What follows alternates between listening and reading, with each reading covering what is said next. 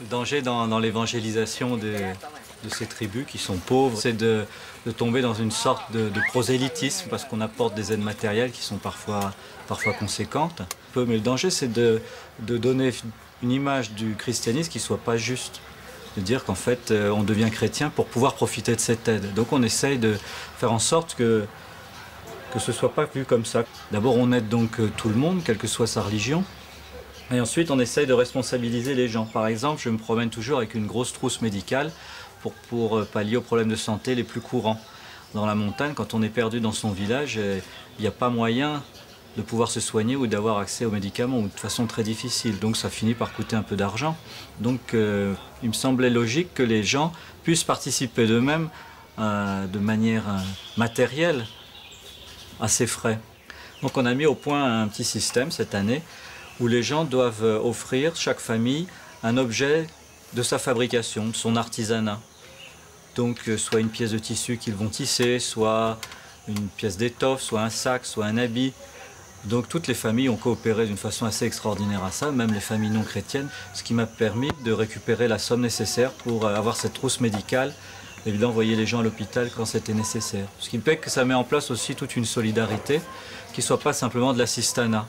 Les gens sont très fiers de ça, de cet effort qu'ils ont pu faire et puis d'avoir pu constituer ce fonds d'entraide. Et donc de dire que quand ils étaient animistes, ils offraient beaucoup et ils n'y voyaient aucun inconvénient. Quand ils deviennent chrétiens, cet élan de générosité doit continuer.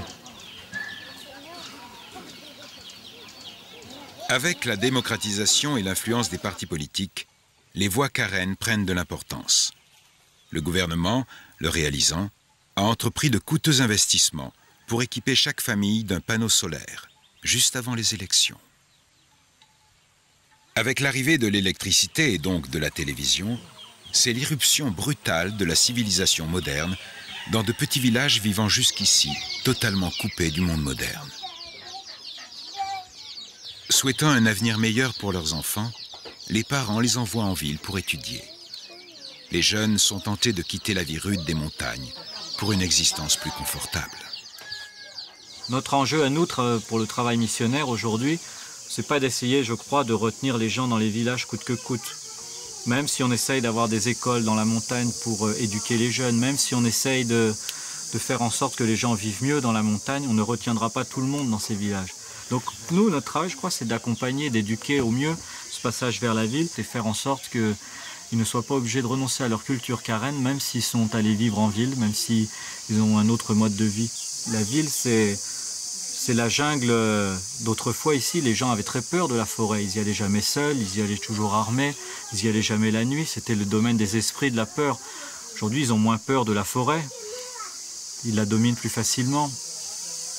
Aujourd'hui, la jungle, peut-être pour les carènes, c'est cette ville qui est beaucoup plus redoutable que leur forêt, avec tous les problèmes qu'ils peuvent rencontrer. C'est une main-d'œuvre en plus facile, c'est une proie malléable face à la publicité, face à la consommation. D'ici peu de temps, je pense que nous, on sera un intermédiaire important entre le village et leur vie en ville. Il n'y en aura pas beaucoup des intermédiaires qui peuvent faire ce lien entre la vie urbaine et la vie de leur village. Parce qu'il n'y a pas grand monde à s'intéresser à ces villages et à y vivre et à pouvoir faire cette transition, ce lien. En quelques années, la société carène a fait un bond de plusieurs siècles.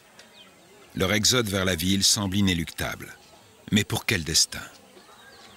Certains enfants scolarisés rejettent déjà l'habit traditionnel. Les missionnaires essaient d'amortir du mieux qu'ils peuvent cette brutale transition et d'éviter la perte de l'âme de ce peuple qu'ils chérissent. Une tâche difficile. Une mission qu'ils remettent chaque jour dans la prière aux mains du Dieu qu'ils proclament.